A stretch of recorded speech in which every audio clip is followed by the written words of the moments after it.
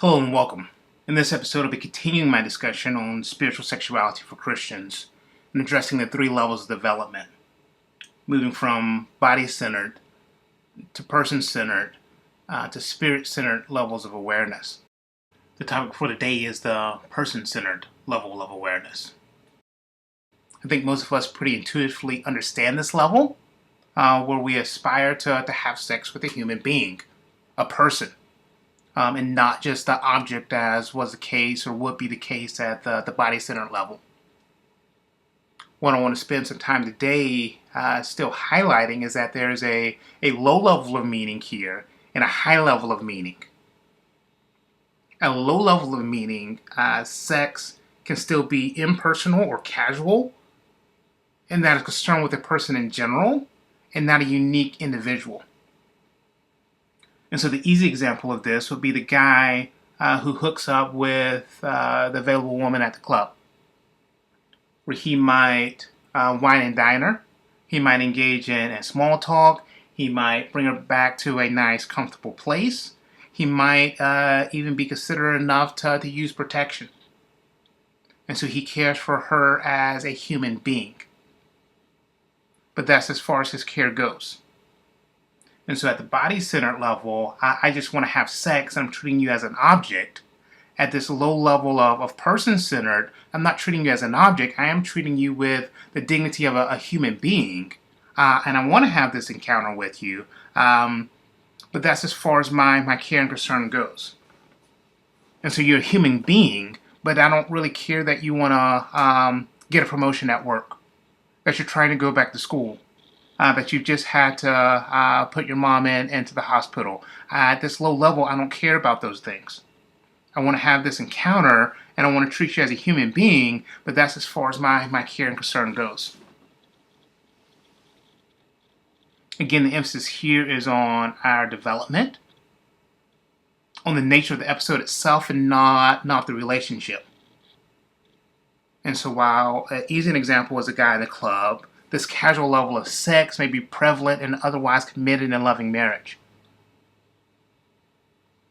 And so this might be the husband who uses his wife as a filling character while he's fantasizing about someone else. He's having sex with his wife, but thinking about being with Beyonce, or thinking about being with the neighbor he conveniently runs into at the local pool. And so while his mind is there, he's not connected uniquely with his wife. She's simply playing a part. This may be another version of living porn, where a step up from simply objectifying her, she's more than an object, but she's just a filling character. And so if he blindfolded him and replaced his wife with someone else, he might not even know the difference, because her uniqueness at this level doesn't matter. Her personhood matters. It requires a person to play this part, a person to fill in this role as a character. But her uniqueness doesn't matter. And so again, he may love his wife, be committed to his wife, but when it comes to sex, he's just using her casually. And that is not connected with her uniqueness. When sex becomes interested in a unique individual, now we've reached this high level of meaning.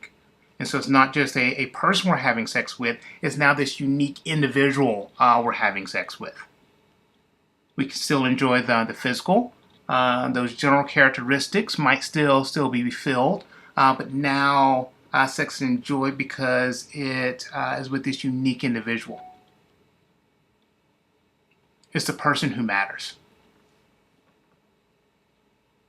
When we reach this level, we also are able to experience greater freedom in our sexual expressions. And so at the body-centered level, our awareness is limited to finding that quickest route to climax, that quickest route to orgasm. But here at the person-centered, we might spend more time kissing and caressing, not to simply accelerate our physical arousal, but to enhance that personal connection that we're having with this individual. this is actually opening a door for us to express love through the sex act.